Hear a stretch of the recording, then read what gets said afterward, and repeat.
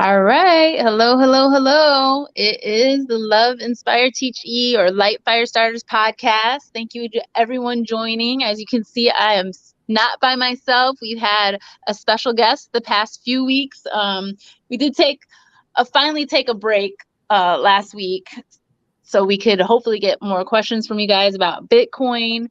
Um, but we're just gonna keep this as an open forum for sure as we get more people to come in and join. But for now, it's just us kind of going off the top of our head, explaining, or I know I had a couple random questions that I was sharing, but in case you haven't watched the past few episodes, we've been talking about Bitcoin because it's a great opportunity that a lot of people really are not taking advantage of. Like, it's definitely growing, but there's so much more room for growth, and the opportunities are about to change just with some of the different regulatory groups that are getting involved and wanting to put more structure around it.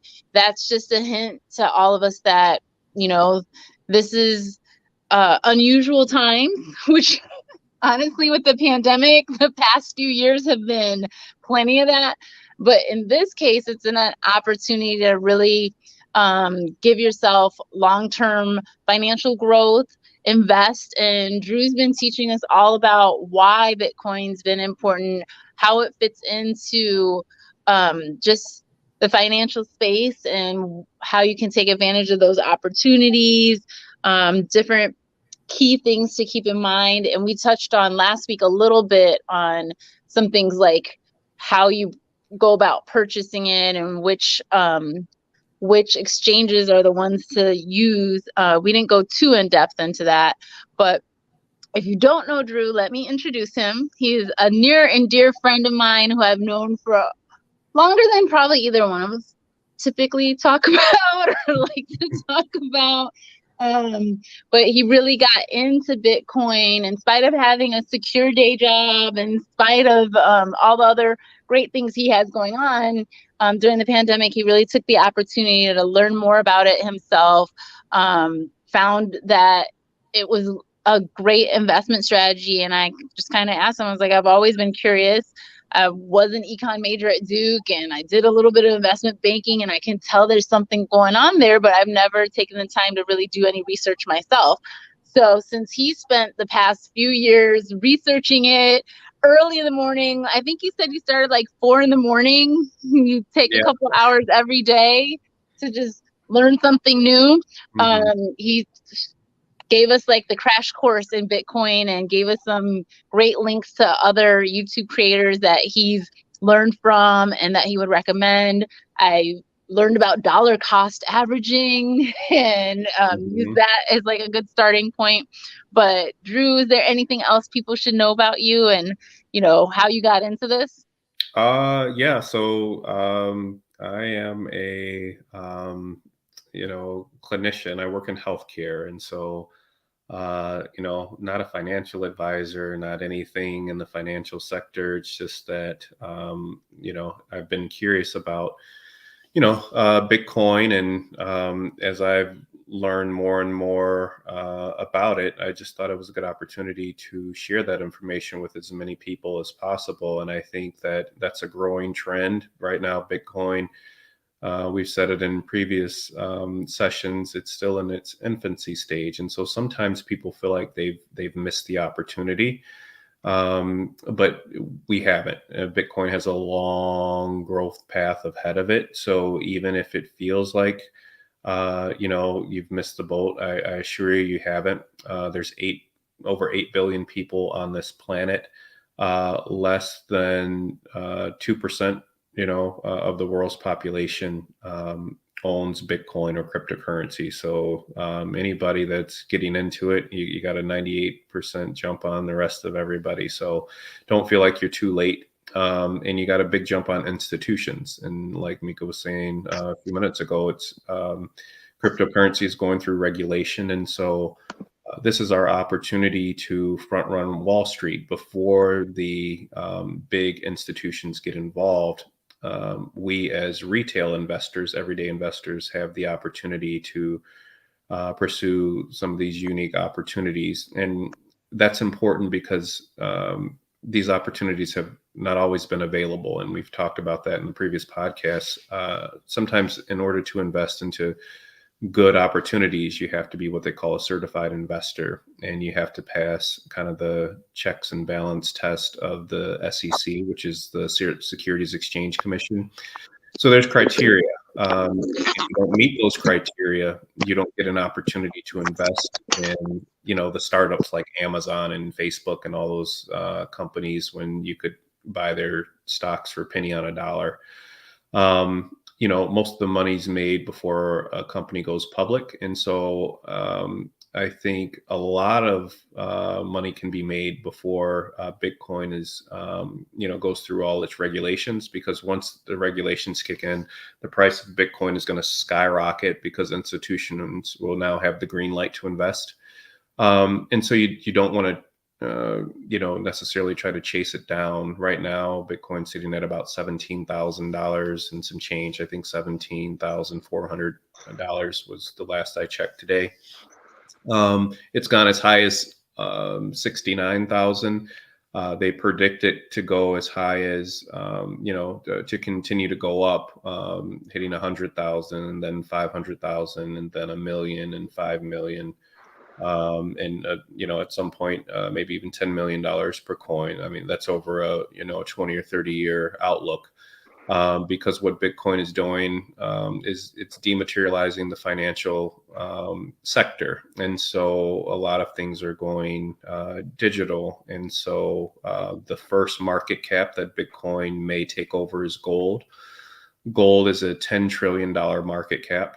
And if Bitcoin was to seize that market cap, meaning if Bitcoin reached $10 trillion, then Bitcoin would be about $500,000 per coin. So that's just a small snapshot, but a lot of people think it can go much higher than that. And the reason... Bitcoin it's still had its bad days. Like even our stock market has bad days. And I know you've talked about the difference between Bitcoin and the stock market and whether or not it's a commodity. But with Bitcoin, even when it's gone down, it's come back up. Like you're talking about all these different levels it's expected to hit. But even when Bitcoin has gone down, can you talk to how important it is that it's come up and it's never really crashed per se? Right. Like how we've had stock market crashes, like, yeah, Bitcoin's gone down significantly, but would it have really been categorized as a crash, even with what's happened, what we talked about, I think it was a couple of podcasts ago with one of the major exchanges and just some different regulation, litigation, I should really say, it's been going through. Yeah. So, Bitcoin, it hasn't, there's been pullbacks, right? Where the price is... I hope my question made sense though. No, it did. There's been pullbacks in the price, similar to like Amazon stock. At one point, Amazon lost 90% of its stock value. And so Bitcoin is going through the same trends. But if you look at the trends long term, meaning in 5 and 10 year increments, Bitcoin price is continuing to go up. And so if it was, a nickel 10 or 12 years ago, and then it went to $200, and then it went to $1,000, and then, $5,000 and $10,000, there's been pullbacks on the price in between those increments, but the trajectory is still trending up. And so that's the most important thing. So a good golden rule for everybody to remember is, when in doubt, zoom out, right? Don't look at it as what happened today or yesterday or last month, or, try to look at it in 5-year increments and just ask yourself, I think that's the way to alleviate a lot of the concern about the fluctuation of the price. Because a lot of people, that's one of the main questions is, well, doesn't the price go up and down? And the answer is yes.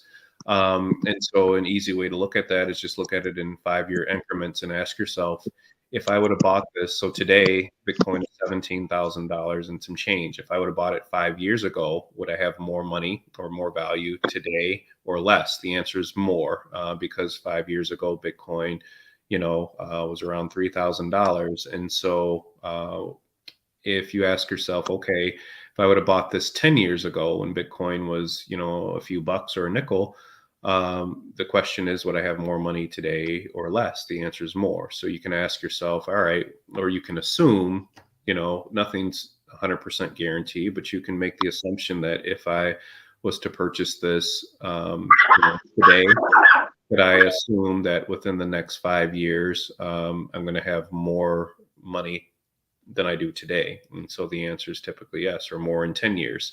And the reason for that is because it's going through mass adoption. More people are learning about it. It's adopting faster than the internet did.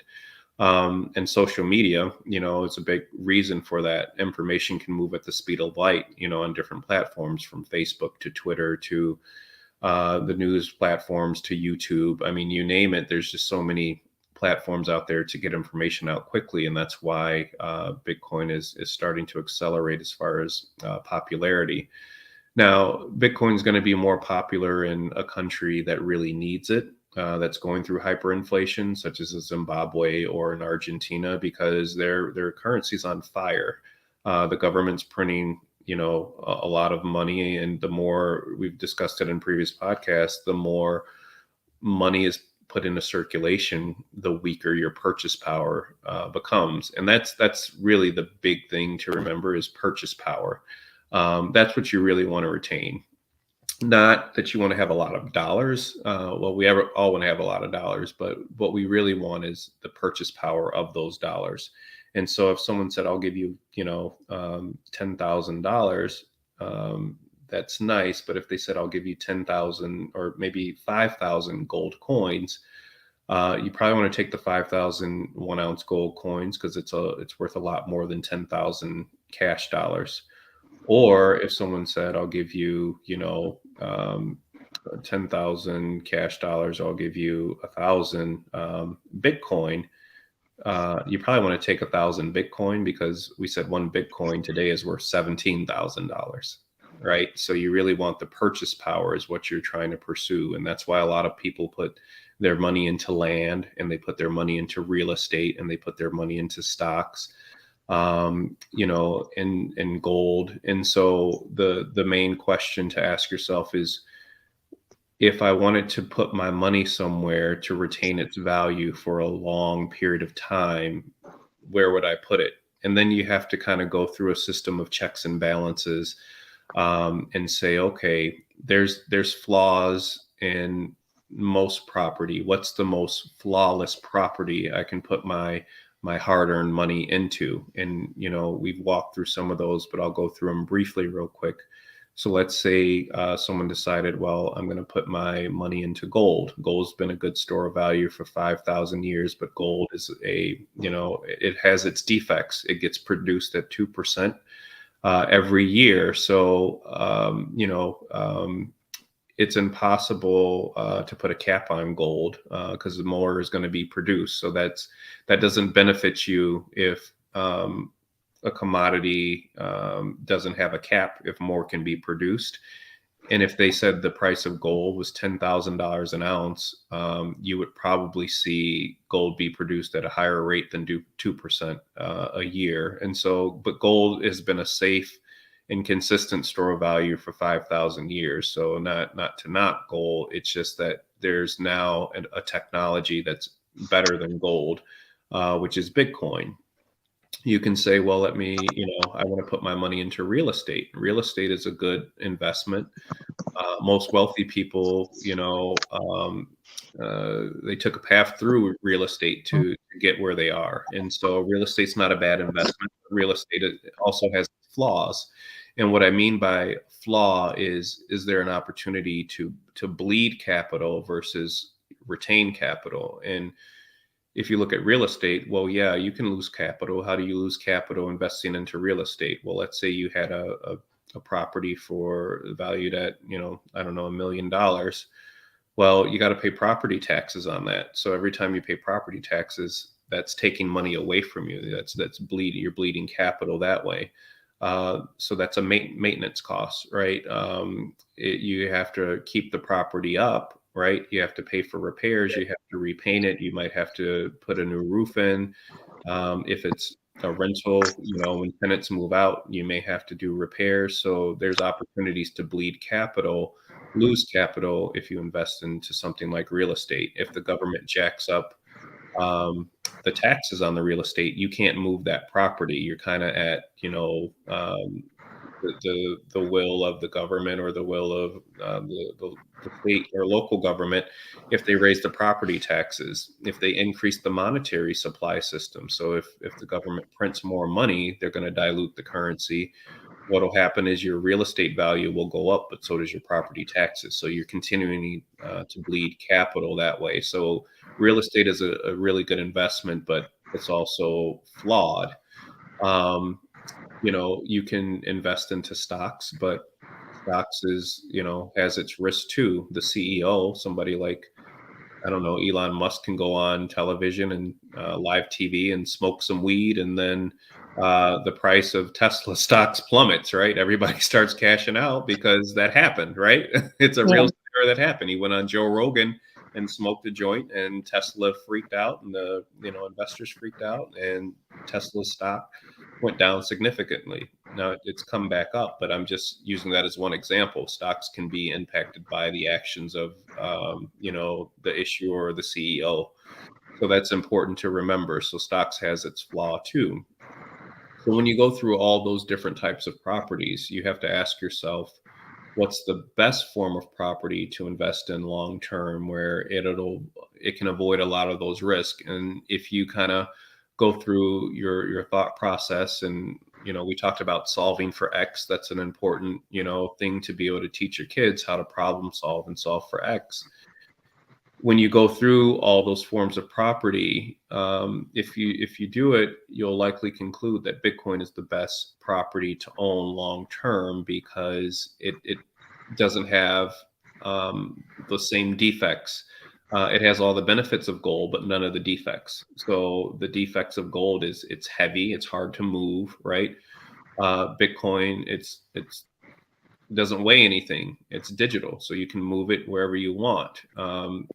If you had a large sum of gold that you wanted to transport from A to B, point A to point B, it's very expensive.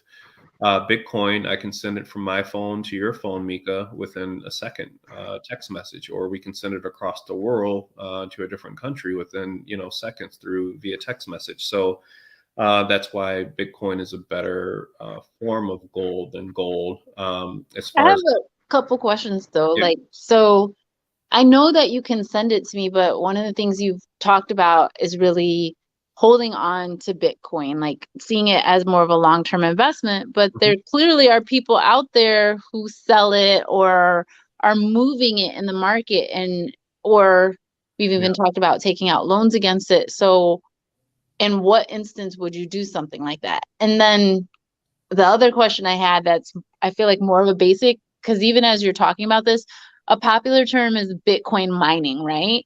But I don't think, even in our past podcasts, it's never really dawned on me what exactly that means. So just to get like into the basics, when people say they're Bitcoin mining, does that mean they're like just constantly buying it and they're never selling it? Or I kind of gave you like packed questions. No, that's okay.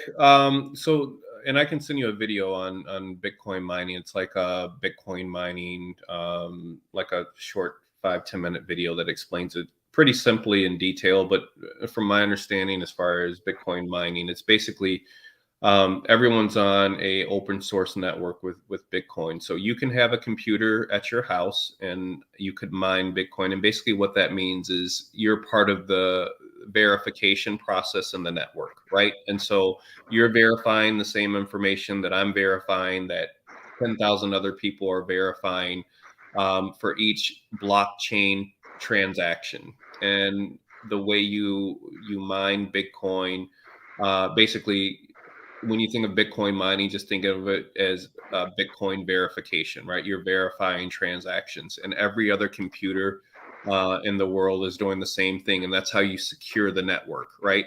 We all have to agree that this transaction, this plus this equals this, right? You should have this many of this much Bitcoin. We know there's only 21 million. So we know that when Bitcoin is moved from point A to point B. So let's say I move my Bitcoin from my Bitcoin wallet to your Bitcoin wallet. Now, everybody on the Bitcoin network that's plugged in will verify that I moved $100 worth of Bitcoin from my address to your address. How Now, can they see that? Like, how do they know that? Like, I it's get that it's open. verification, but Yeah, it's an open source network, and I mean, we would probably need a full hour to go through what an open source network is, to be honest with you. But basically, you know, all the Bitcoin addresses they're open to the public. So you and I could literally see where all the Bitcoin has been moved since its existence. So it's not like, you can just hide Bitcoin. You won't see a person's name, but you can see their wallet address, right? Where that Bitcoin, started and where it ended up from point A to point B. And then if, Bitcoin moved again. So all that is tracked on blockchain technology. And that's what's so, revolutionary and unique about this whole thing is everybody has the ability to kind of fact check and make sure everything's on the up and up. So Bitcoin mining is basically, I guess the simplest way to put it is like Bitcoin verification. So the first person to kind of conclude the verification gets rewarded, ooh, I like rewards. Okay. right. Amazing. Gets rewarded with a portion of Bitcoin. And so that's why people are incentivized to mine Bitcoin, because if you're the first to, verify the next block of blockchain to verify all the Bitcoin, then you get rewarded in Bitcoin. And so and I was about to say, okay, so Bitcoin mining is this like buzzword that's not that important, but then when you mention rewards, I'm like, oh, okay, maybe it is more important. Yeah. And so imagine if, and it, I don't know the amount. I don't mine Bitcoin, so I don't know what the reimbursement rate is or what you get for verifying. But let's just say hypothetically, you got a half a Bitcoin. I don't think it's that much, but I'm just using that as an example. So you imagine a half a Bitcoin 10 years ago wasn't worth very much, but if you got a half a Bitcoin today, we just said it's $17,000, so you're looking at $8,500, reward, and so that's the incentive. Gotcha. And that's something that will probably be around for a long time as well. So it sounds like it's a less lucrative way to still be in the Bitcoin market and make money doing something entirely different than anything we've even talked about, right? Exactly. Yep. Okay. And so I wouldn't, me personally, I think Bitcoin mining is beneficial if you have the most state-of-the-art equipment. So like you and I could use our computers and mine Bitcoin, but there's larger companies coming into the space that has 10,000 computers, right?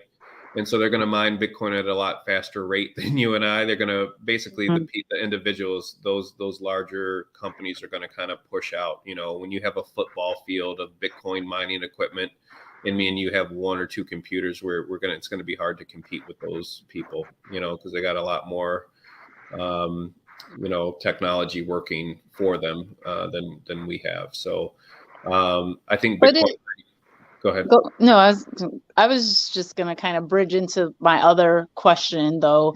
It does hint and indicate and show like people do sell Bitcoin, though, if there's this whole verification process. Oh, for sure. In what instances does it really make sense to sell if Bitcoin's supposed to be a long-term investment? And like part of me wants to like go ahead and say, oh, just like in the stock market, if you're trying to make changes to your portfolio or whatever, is that the only instance? But I don't know if I'm just looking at it in a too simplified of a way. So no, yes, good question. So I think that there's going to be different types of people that purchase Bitcoin, and I think everyone's going to look at it differently in their own kind of lens.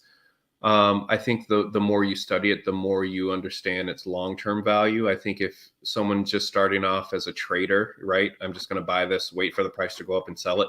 I think their philosophy is a lot different. And I think that long-term, those people will probably regret selling their Bitcoin.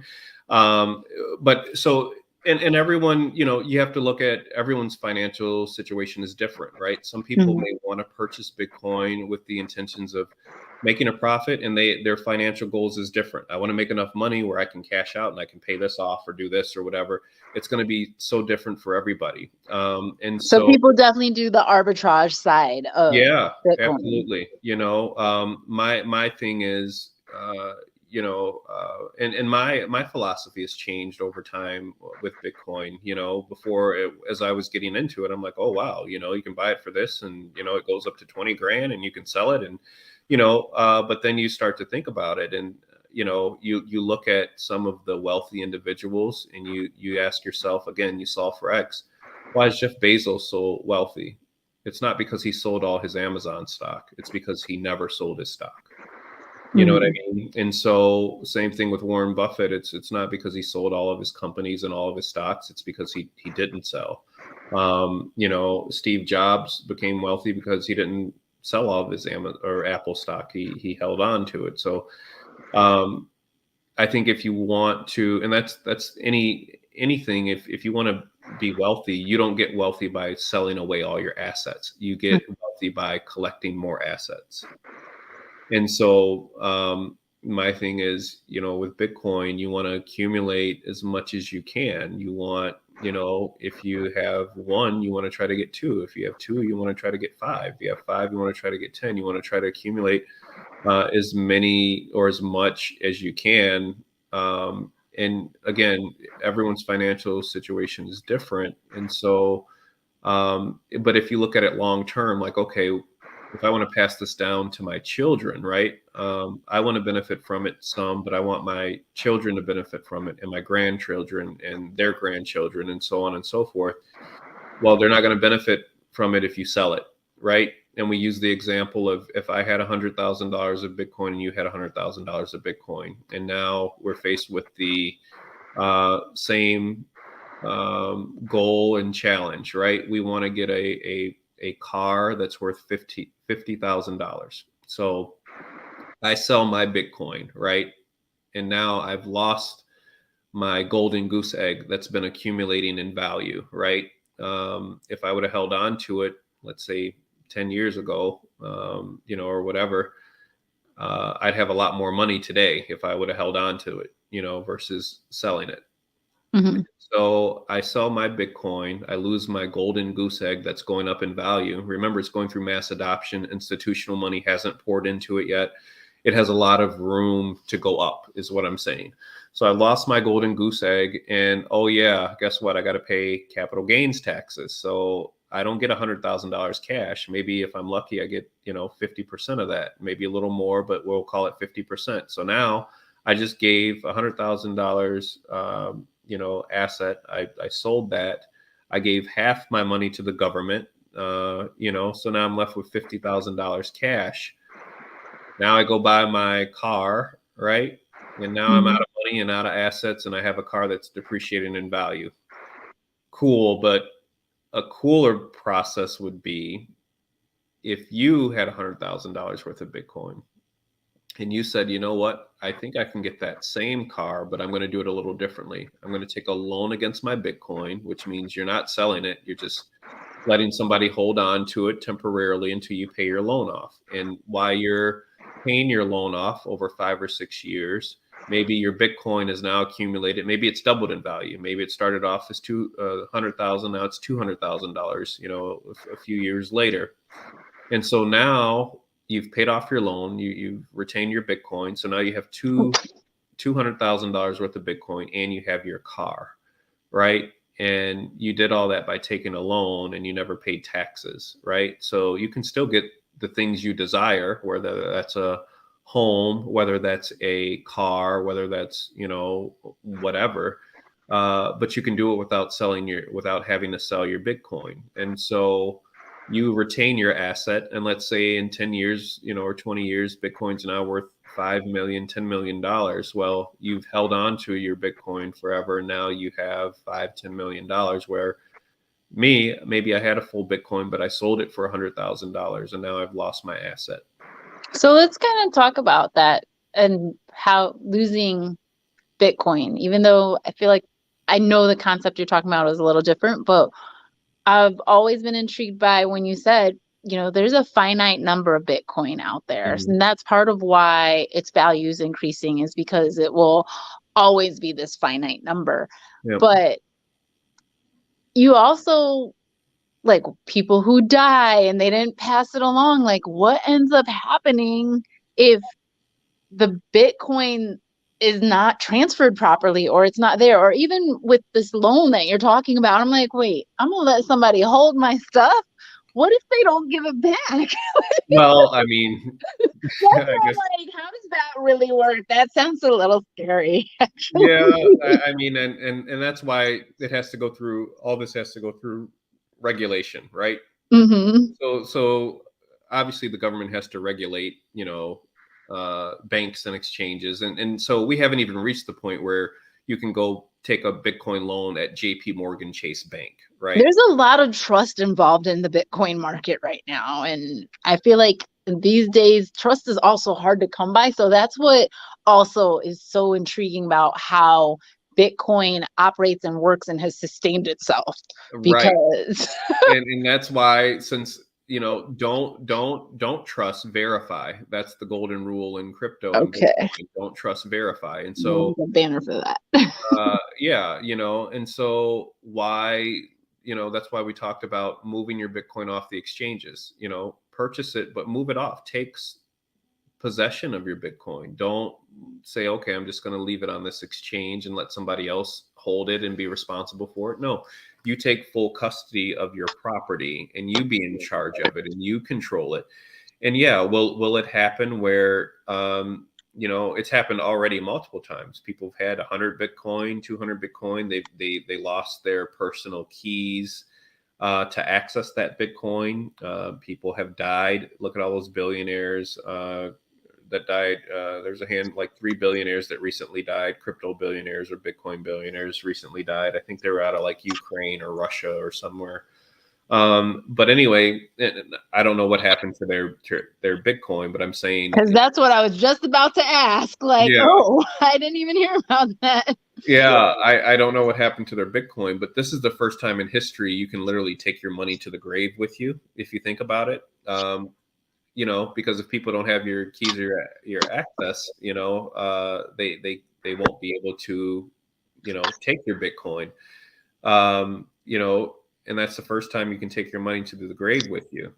Even the pharaohs tried to bury themselves with their gold, right? They tried to take their money to the grave with them, and what happened? You got the gold diggers, right? They came in and dug up the gold and took all the Mhm. gold from the pharaohs. So you can't even take your property to the grave with you up until Bitcoin was invented. But this is the first time in human history you can take your money to the grave with you. So if So I have does that all of drive up the price of Bitcoin basically then? Because technically there's less Bitcoin available to buy. Like those people um, dying and just leaving it out there, So and yeah, I think over time it will drive up the price. If people are losing their keys or losing their Bitcoin, I would imagine that, yeah, it would drive up the price because there's less in circulation. And so we're pretty far down the road from a lot of people who have drawn to the conclusion that I'm never going to sell my Bitcoin. Most people aren't even thinking like that, to be honest with you. And it's not anybody's fault. It's just a lot of people haven't caught up to that way of thinking yet. Um, Mhm. and that's why we're having this podcast, to educate and bring people up to speed.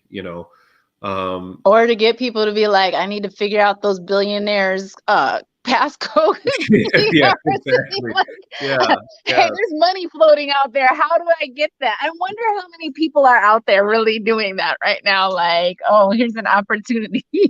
Oh, so here, I can share a story. Yeah. I When I was first learning how to like move crypto and I was buying Bitcoin, I was just kind of dabbling here and there, Mhm. Bitcoin Cash, and all this other stuff. And so uh, a coworker of mine wanted to get involved too, and so I was trying to show her how Bitcoin worked and Bitcoin Cash and things like that. And so I tried to send a small amount. I think it was like $20, $10 from my Bitcoin account to her Bitcoin to show her how it transfers. Mm-hmm. What I didn't realize is I had the addresses wrong. So I was trying to send Bitcoin to I was trying to send Bitcoin to her Bitcoin Cash address. That don't work. So What's Bitcoin Cash? Like maybe I mean, it was just another cryptocurrency I was curious about at the time. And so I tried to send, call it $10 of Bitcoin to her, what I thought was her Bitcoin address, but it was her Bitcoin Cash address. Well, the software doesn't read that way, so it gets lost in limbo. So I couldn't get my $10 worth of Bitcoin back. It just, it's $10 that kind of. So it's just still floating out there, like floating, nothing still out there in limbo. So here's. Oh, I'm glad we're having this conversation, because what I always recommend is, if you're going to move Bitcoin from one, area to the other, do a very small amount. First, just to do $1 or whatever the case may be. Just make sure it gets from point A to point B. Yeah. And then, once you're like, okay, cool, then you can do larger amounts. I would never start off trying to move a large amount from point A to point B just for your own education. You can't cancel it? That's so weird to me. No, it doesn't work that way. Because remember, this is decentralized, so it's not like you can call your bank up and be like, "Hey, I moved Bitcoin to the wrong address, reimburse me." And they'll be like, "No, this doesn't work that way." So if it couldn't go into her cash, like it's a limbo, yeah. And so I would imagine there's going to be some safety nets at some point to help offset that. They don't exist right now, and so would that end up at the hands of the people who created Bitcoin that remain anonymous, or I don't know if there's a way to really even know this, but like the people who created Bitcoin and are anonymous, like how do we know whether or not they're still making those type of adjustments and stuff? Well, so Bitcoin, when it was, so there's 1 million Bitcoin that's never moved, right? From its existence, there's 1 million Bitcoin. It's never moved. And so that's why,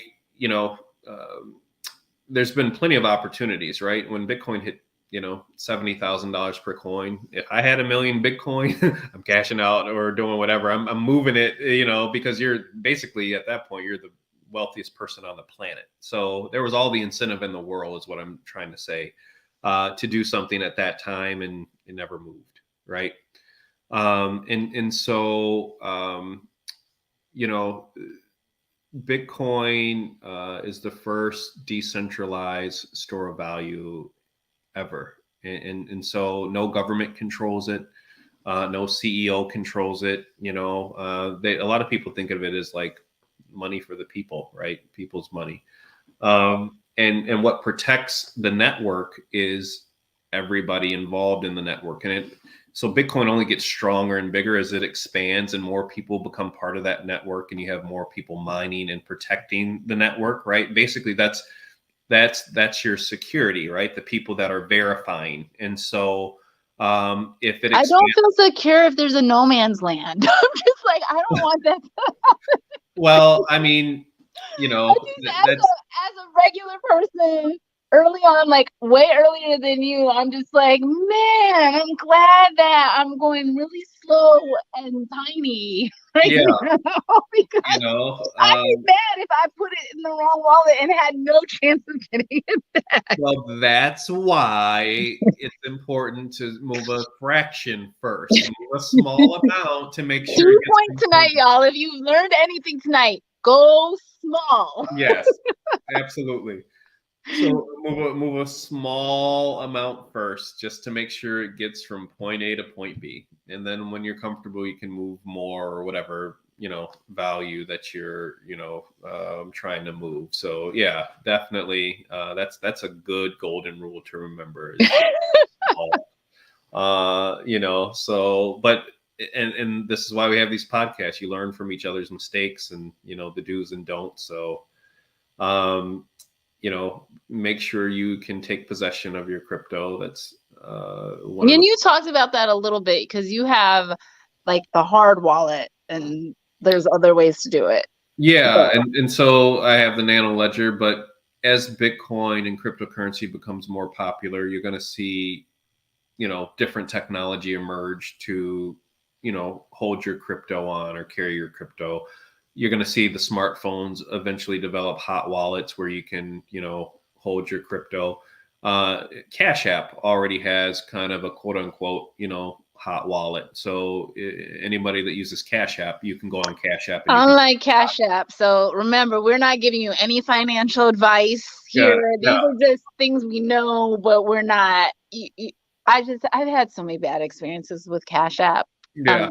Just funny story. Like for lunch the other day, I did not have my wallet. Like I had put it in my briefcase bag and I didn't bring that to lunch with me because I just left the office and left it there. Mm-hmm. And I've had one of those Cash App debit cards for a long time, never fully activated it, but I had nothing other than this card and my phone. And I was like, oh, I guess I can put some money on this card and activate this. And then I get back to work and my friends are like, Tamika, why didn't you just Google Wallet or Apple Pay? I was like, y'all know I'm old. I didn't. It didn't dawn on me. I was like, you can do that at Mariano's because I was going to Mariano's. Yeah. I was just like, oh.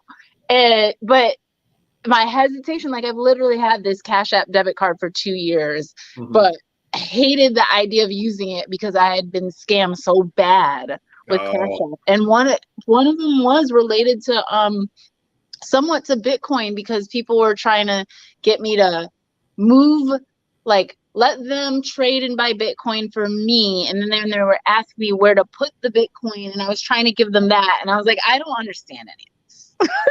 I just threw up my hands. And that's why I had Drew do this whole thing, partly because I was like, I've got to get over my fears. Sure. But I have to say, he mentioned Cash App, but definitely do your research, watch the podcast, and make sure that you look at other options. Just because, they're just bad actors out there. There's just people out there who are doing things they're not supposed to do and they can trick you. So, or you can have an experience like Drew did where he sent it to a Bitcoin Cash. And part of me is like, so you must not have had the Nano Ledger then. That's not what you were. No, this was early on. This was like, maybe a month or two in of learning about Bitcoin and just dabbling. I was very inexperienced at everything, so yeah, it was just a quick lesson learned, like, oh, won't do that again. So.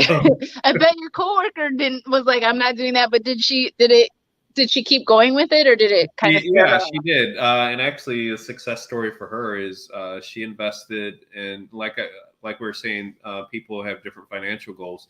She was able to invest into crypto, and she decided to cash out, but she paid her car off that way.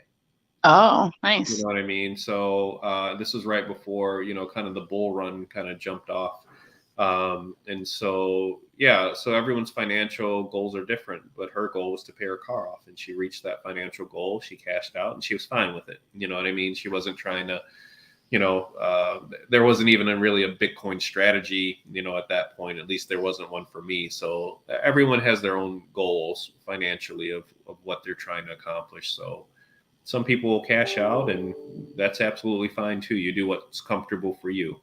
Cash App is not comfortable for me. Got it. No, that's all right. So yeah. And I know I said I wouldn't mention it, but like if whatever Amazon's doing related to Bitcoin, like when that happens, I do feel like that will boost my confidence and give me more reassurance with it. So yeah, well, so a lot of vendors are. So there's an app called mobile app called BitPay, and the cool thing about that is so BitPay accepts crypto. So for example, they have all these stores and vendors, right? So let's say you wanted to $500 Amazon gift card.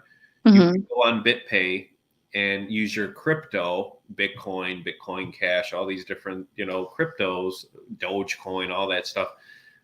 So you can, if you give them your crypto, they'll give you a, gift card, to all these different vendors. So like Amazon, Domino's Pizza, Hotels.com. I think it's maybe American Airline or United Airline, one of the airlines, Dallas Mavericks, sports tickets, StubHub. I feel like the way you describe Bitcoin, though, like someone's got to be really hard up if they're selling their Bitcoin to get that stuff. Like, I'm just like, or not necessarily hard up, just not knowing, again, we've gone very deep as far as a Bitcoin strategy. A lot of people don't look at it that way, especially here in the States. They look at it as just, oh, I'm, buying another stock or whatever. A lot of people just look at it as, they look at it with a trader mentality. I'm going to buy this. It's going to go up in value. I'm going to cash out and sell it and then go buy something that I want, which is fine if that's their financial, goal or opportunity. Mine's a little different. I have a desire to be,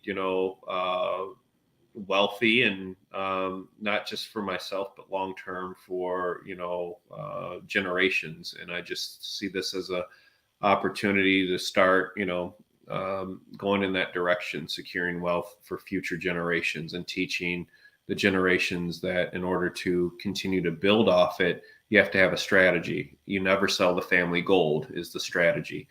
And how you utilize your asset that's accumulated in value is you borrow against it. You do your due diligence and you pay your responsibilities, meaning you pay your loan off. So if you want to acquire something, let's say 10, 20 years from now, somebody wants to buy a car or a house, okay, borrow against the accumulated Bitcoin, make that purchase, pay off that loan, and now you've retained the family gold. You haven't lost it. You've retained it. It's gone up in value since you've been paying off that loan.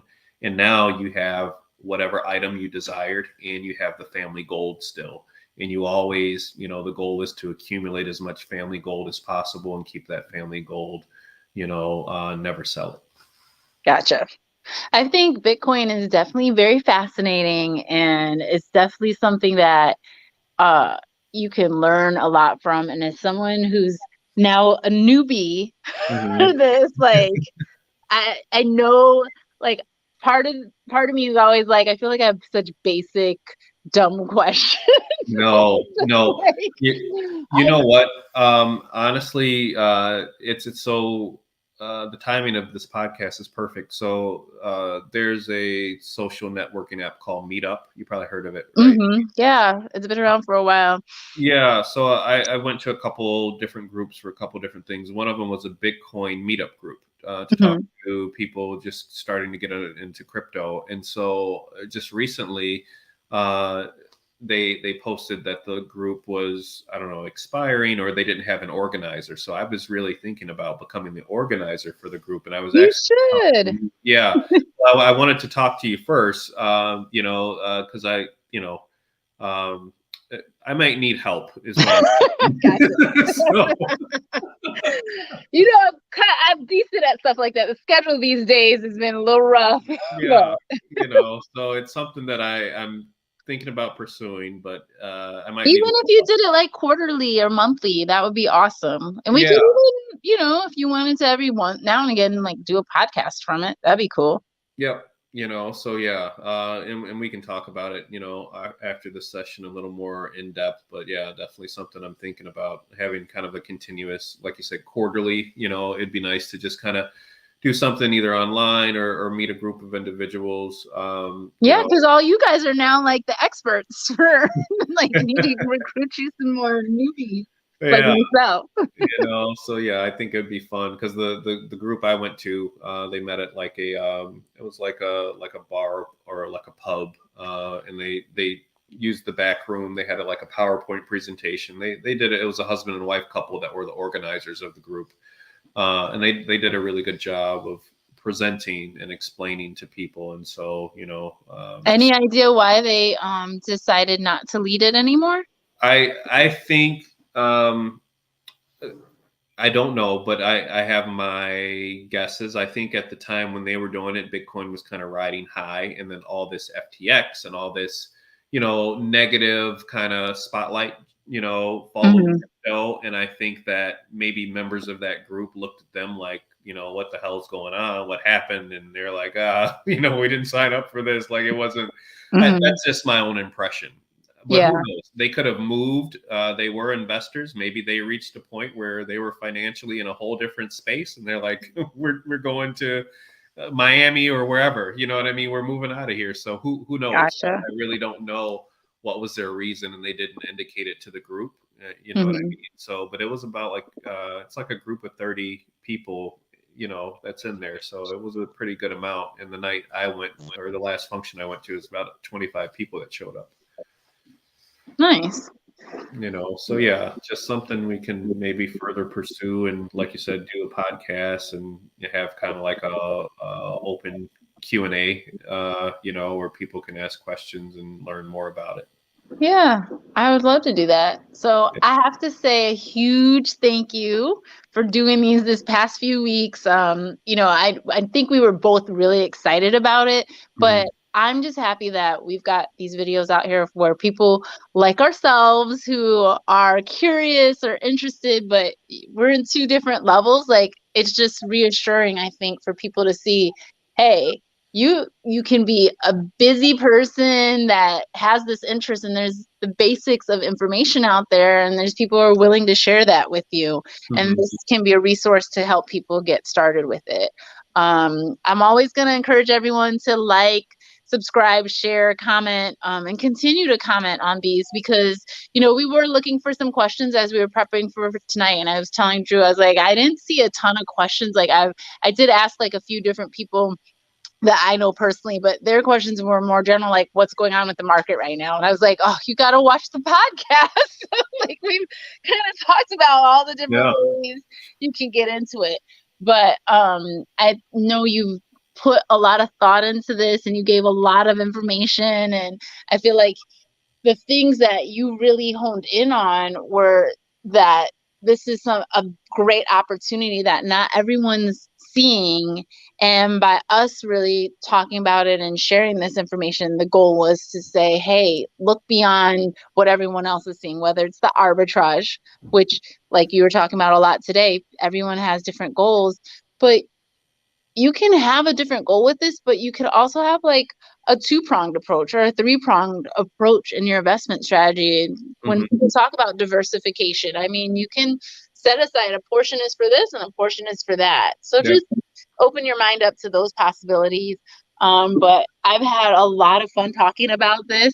I know Drew's like hinted like this could be even bigger, but I actually think the meetup idea is cool because I mean, I love virtual, I love videos, but also I feel like there's a different energy you get from in person. Yeah. So we'll definitely have to set a time to like revisit this in maybe another couple months. But Mhm. if we get the meetup thing, as we discussed that a little bit more, we'll be sure to share it here. Or I'll definitely be sure to share here what more is going to happen with that. Yeah. But you've been going long and strong, consistently for a few weeks. But even today, is there anything you want to like really hone in on or talk about? Because I just hit him with questions that came to my mind, and that I was like, yeah, they might be a little bit for the slow group, but that's where I'm at. No, it's fine. Just so some takeaways, is just, you know, find the time. Time is more valuable than anything. Find the time to kind of learn and educate yourself. Learn how to solve for X. Right? Ask the right questions. Right? What is money?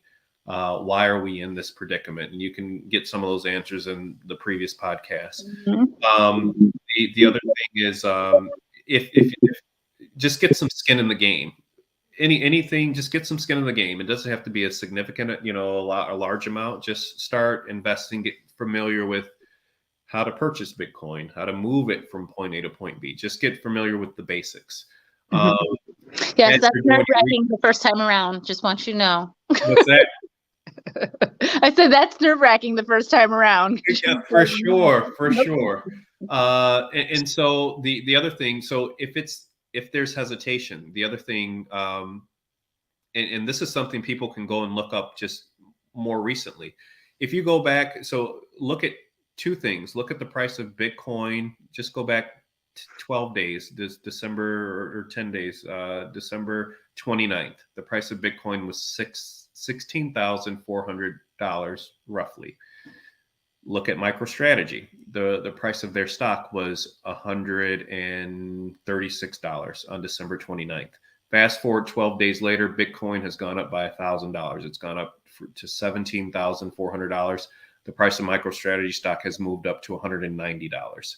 So the reason that's important is because MicroStrategy is a publicly traded company, and they've pegged their stocks to Bitcoin. So when Bitcoin moves up, so does the price of MicroStrategy. So if someone's hesitant or they're like, I don't understand how to move Bitcoin from point A to point B and all this other stuff, if you want Bitcoin exposure, maybe consider MicroStrategy stock is what I'm saying. So that's probably a good takeaway to invest in there.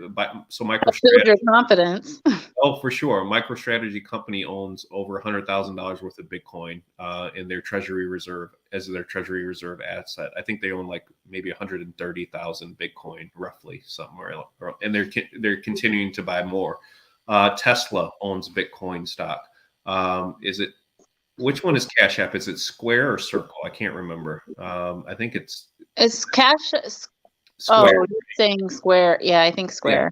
Yeah. So those were the three first publicly traded companies to acquire Bitcoin, and there'll be more institutions and large companies to follow. But those were the first three: MicroStrategy, Tesla, and Square. And so that alone this is probably a whole nother topic, but these companies acquiring Bitcoin like that, I feel like that drives the price of it up even more. Absolutely.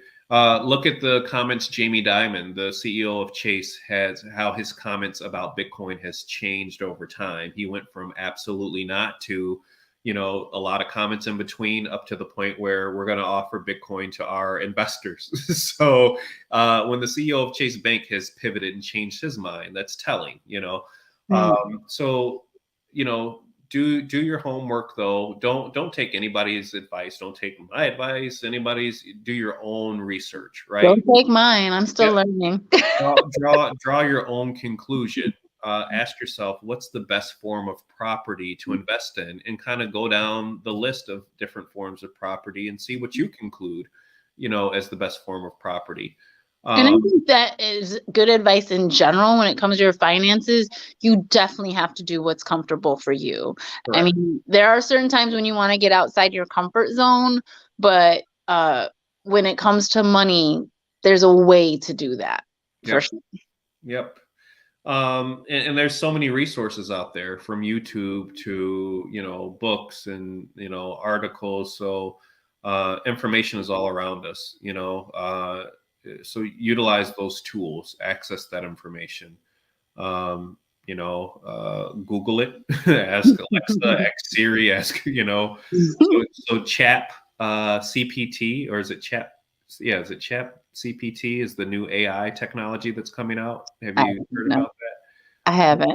For another day, but basically imagine somebody that's read every book in the world, watch every newscast,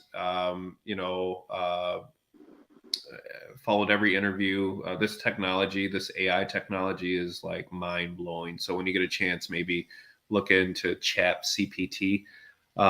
It's the most advanced AI technology that's about to disrupt so many different things. So not to get off message, but just something to look into. But anyway, I'm excited about the next step if we, decide to pursue like a meetup group and, expand this beyond, just the podcast. And, we're available if you have any questions. Thank you for, allowing for the stage to present some of this information, and look forward to future opportunities. Yeah, thank you so much, Drew. All right, well, you have a good night, and guys, don't forget to share. That's so critical for everyone to take advantage of this opportunity. I always love it when you like or subscribe, but I really think with this opportunity, you've got to share it. We've got to spread the word. We've got to give people that chance to really create a financial future that's more secure, not just for themselves, but create that generational wealth. So have a good night, everyone. Thank you again, and I'll see you guys next week. All right. See ya. All right, bye.